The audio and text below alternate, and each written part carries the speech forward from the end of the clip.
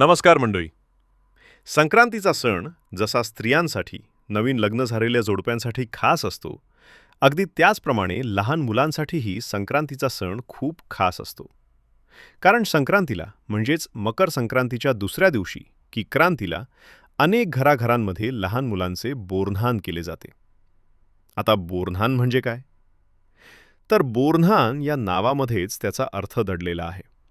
Bore म्हणजे बोराने घातलेली आंघोळ आणि नहाण म्हणजे आंघोळ.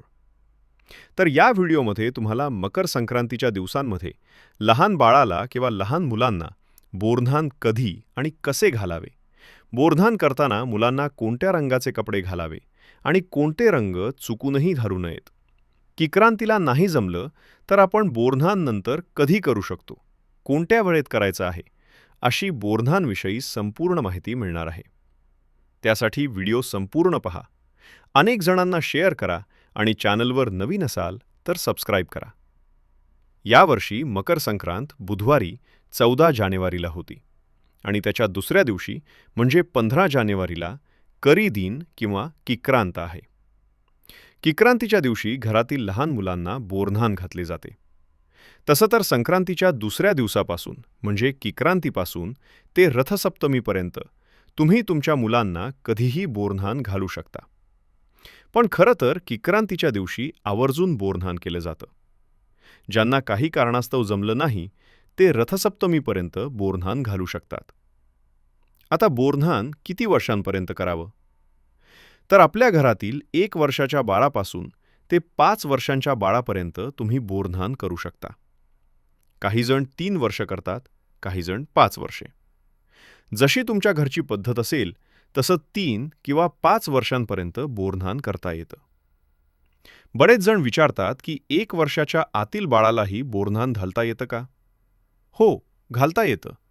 पण जर बाळ खूपच लहान असेल, म्हणजे 6 महिन्यांच्या आतलं असेल, तर त्यांना आंघोळ, गोंधळ यामुळे त्रास होऊ शकतो.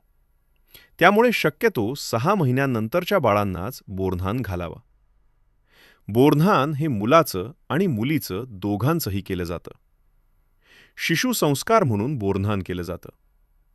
बाळ जन्माला आल्यानंतर बाळाच्या पहिल्या संक्रांतीला सर्वसाधारणपणे बोरन्हाण केलं जातं. लहान मुलांना बदलत्या ऋतूची बाधा होऊ नये म्हणून या काळात उपलब्ध असलेली फळे व फळभाज्या जसे की बोर, उसाचे तुकडे, गाजर, भुईमुगाच्या शेंगा, कच्चा हरभरा, तिळगुळाचे लाडू, रंगीबिरंगी गोळ्या, बिस्किटे, चॉकलेट्स, चुरमुरे, खारी बिस्किटे या सर्व वस्तूंनी लहान मुलांना डोक्यावरून आंघोळ घातली जाते. यालाच आपण बोरन्हाण असे म्हणतो.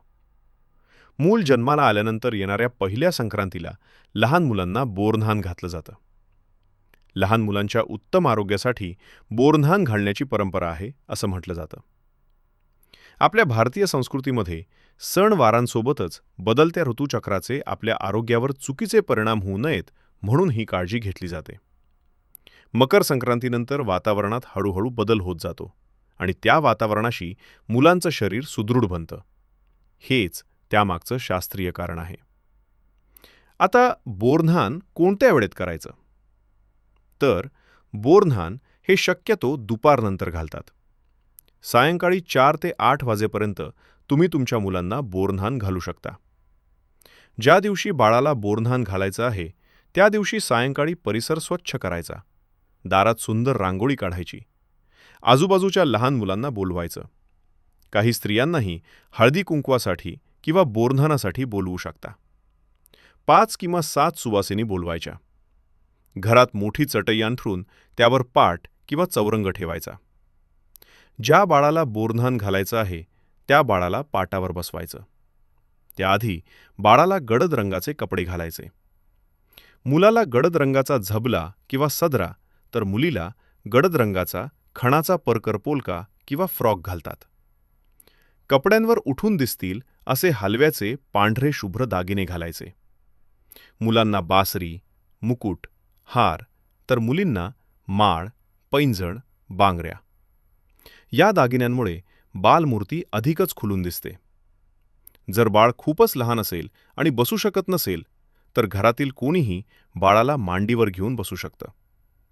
पण जर बाळ खूपच लहान असेल तर त्या वर्षी बोरन्हाण न घालता पुढील संक्रांतीला घालणं योग्य ठरतं. बोरधानासाठी बाळ तयार झाल्यावर इतर लहान मुलांना त्याच्या भोवती गोल बसवायचं. बोरण्यासाठी आधीच तयारी करून ठेवायची. चिरमुरे, उसाचे तुकडे, गाजर, भुईमुगाच्या शेंगा, बोर, तिळगुळाचे लाडू, रंगीबिरंगी गोळ्या, बिस्किटे, हरभरा, चॉकलेट्स. बाळाच्या डोक्यावर रुमाल किंवा टोपी घालून घरातील मोठ्या व्यक्तींनी पेला, ग्लास किंवा माप चिपट्याने बोरधान घालायचं. आता कोणत्या रंगाचे कपडे घालू नयेत? यावर्षी संक्रांत पिवळ्या रंगावर आलेली आहे. त्यामुळे यावर्षी पिवळ्या रंगाचे कपडे चुकूनही घालू नयेत. बोरधान करताना शक्यतो काळ्या रंगाचे कपडे घालावेत. त्यावर हलव्याचे दागिने अधिक उठून दिसतात.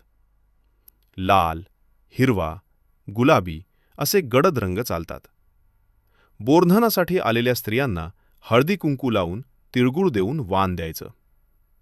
बाळाला ज्या पदार्थांनी बोरधान घातलं आहे ते पदार्थ त्यांच्या ओटीत घालायचे. लहान मुलांनाही ते साहित्य वेचायला द्यायचं. या ऋतूत येणारी फळं मुलांच्या पोटात जावीत, त्यांची सवय लागावी, हाच बोरधानामागचा हेतू आहे. बाळावर सगळ्यांच्या प्रेमाचा वर्षाव होऊ दे, बाळ सुबत्तेत न्हाऊन निघू दे, असा यामागचा उद्देश आहे.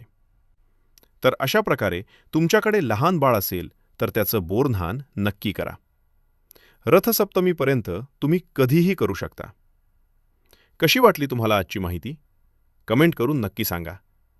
व्हिडिओ आवडला असेल तर लाईक करा, शेअर करा आणि चॅनलला सबस्क्राईब करा. धन्यवाद.